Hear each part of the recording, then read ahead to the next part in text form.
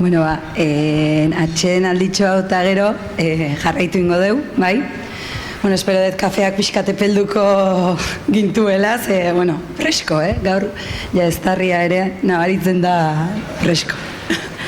Bueno, jardunaldiaren lehen zatian, Jaume eta Leirek, eman dizkigute nerabezaroaren kulturaren eta parte hartzearen inguruko klabe teoriko batzuk, ezta?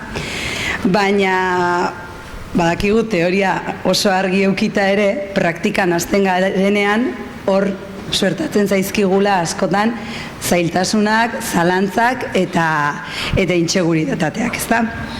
Orduan, jardunaldien bigarren zati honetan saiatuko garena da esperientzia praktiko batzuk azaltzen, bai? Beraien indargune eta ahulguneekin, eta nolabait, gustatuko litzaiguke zuentzako ilusioa pizteko edo inspiragarri suertatzea, bai?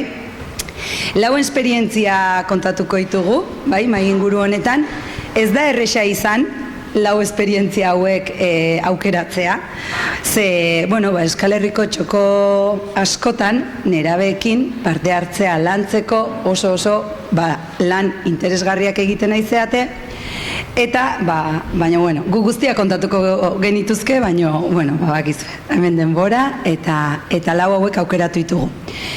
Lau hauek aukeratzerako orduan, saiatu garena da ahalik eta esperientziarik anitzenak ekartzen, bai? Ikusiko ez du, bakoitza oso ertz ezberdinetatik abiatzen da, nerabeekin lanketa egiten, eta guretzat hori garrantzitsua da, ez?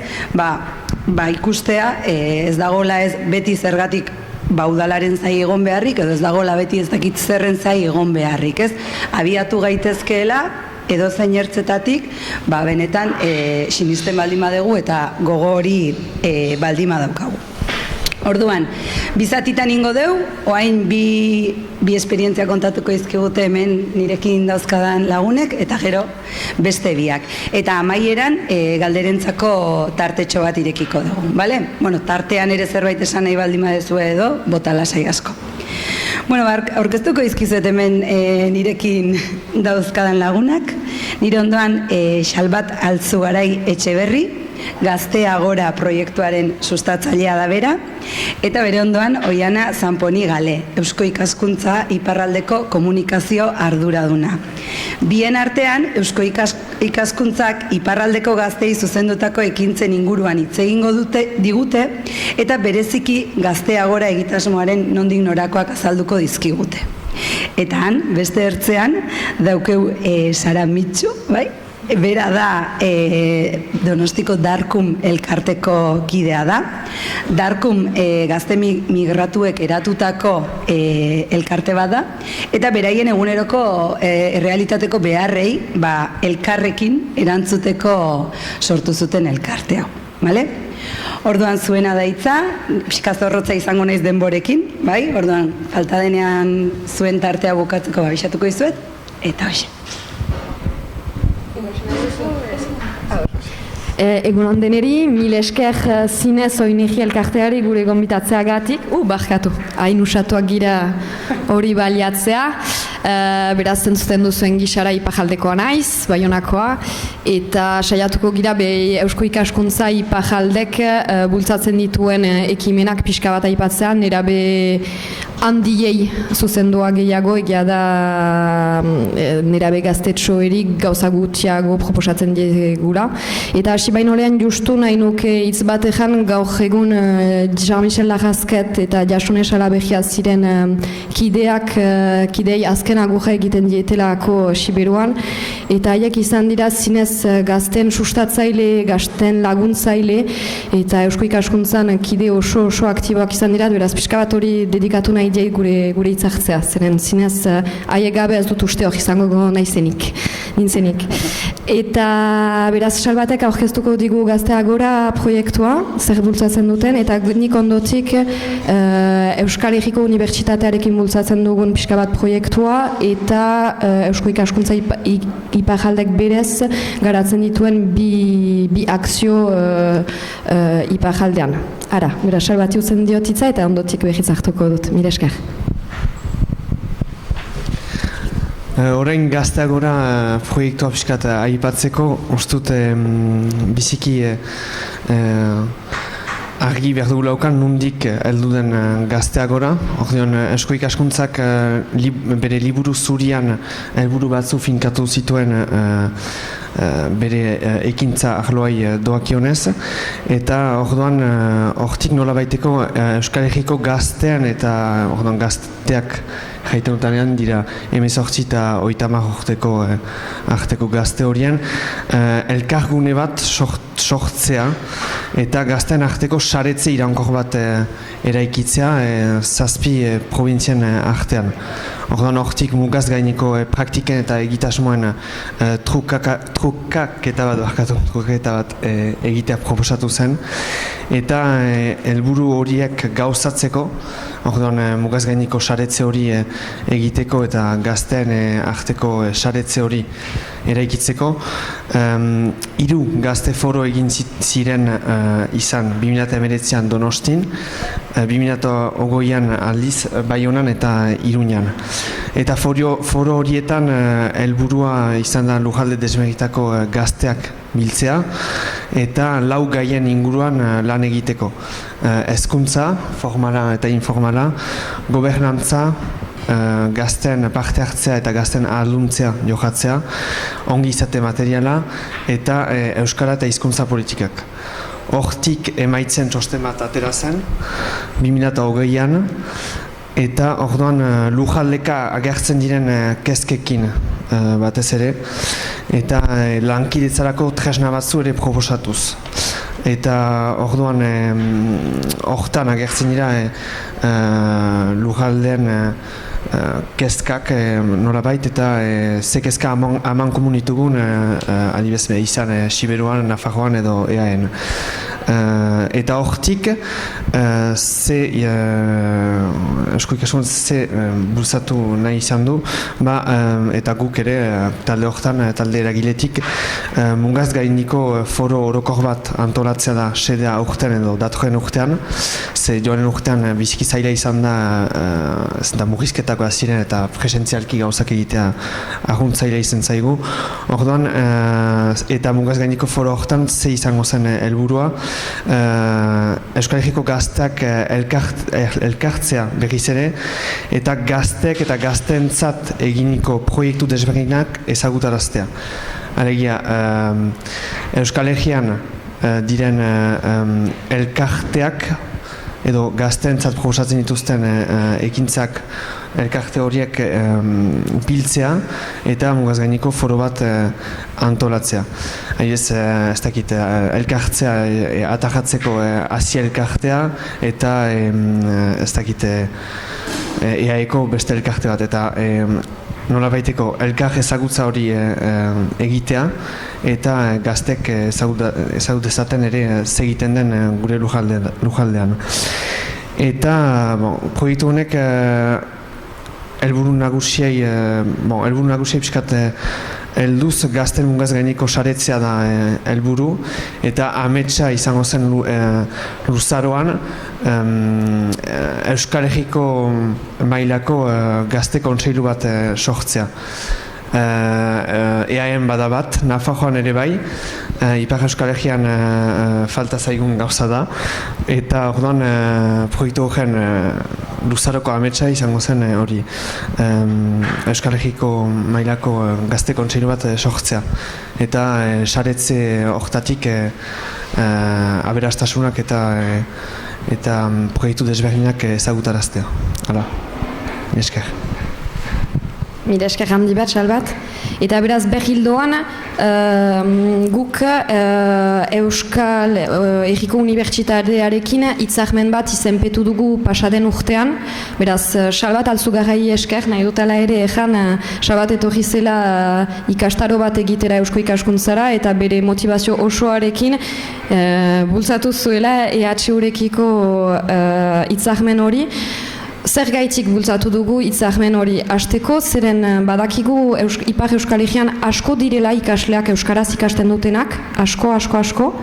Eta azkenean, batxilergoaren ondotik, zer da hien aukera euskaraz ikasteko? Iparraldean ez da kasik. Beraz, Hor ginen, nola egin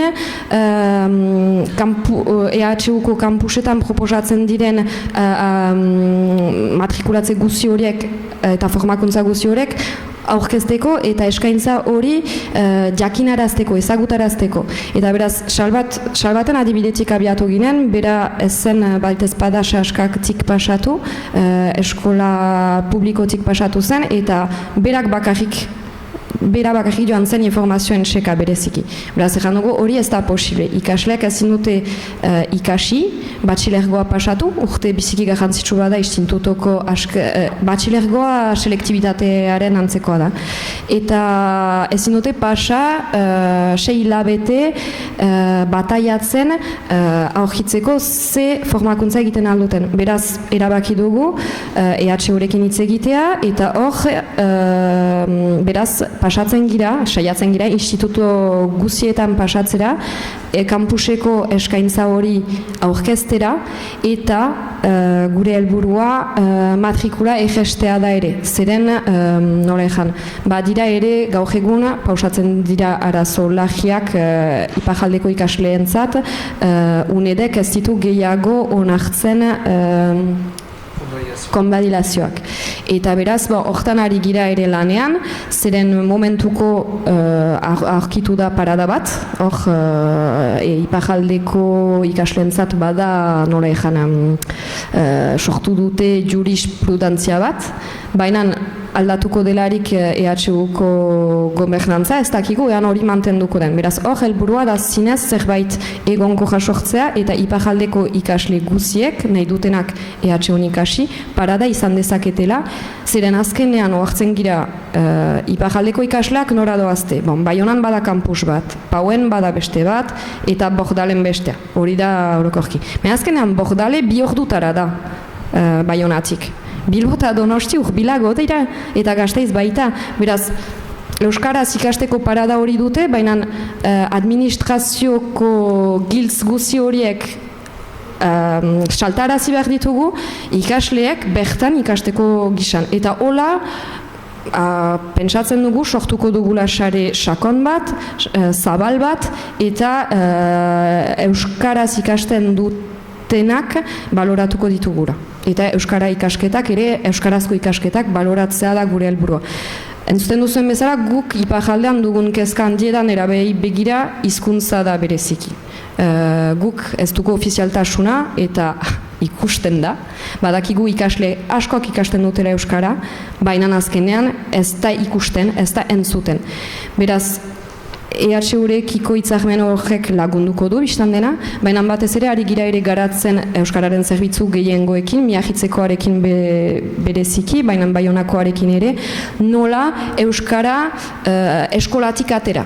Beraz, hor bultzatu ziren Eusko Ikaskuntzarekin ere baita foro batzu, beraz Euskara ikastetxetik plazara, nola konbentzitu burasoak, baina nerabeak, nola baroratu Euskara ere, nola erakutsi Euskarak lana ekartzen alduela, Euskaraz egitea ez dela justu nola ezan, ez girea indianoak hor gure azken gauzak mantentzen, nahi ditugu zinez gure hizkuntza balorizatu nahi dugu, baina erakutsi nahi dugu plus bat dela euskara jakitea. Eta gauza handiak egiten aldirela euskaraz. Beraz, horretan ari gira, beraz, eta horretarako, beraz, Iparraldean bultzatu zen Euskara eskolan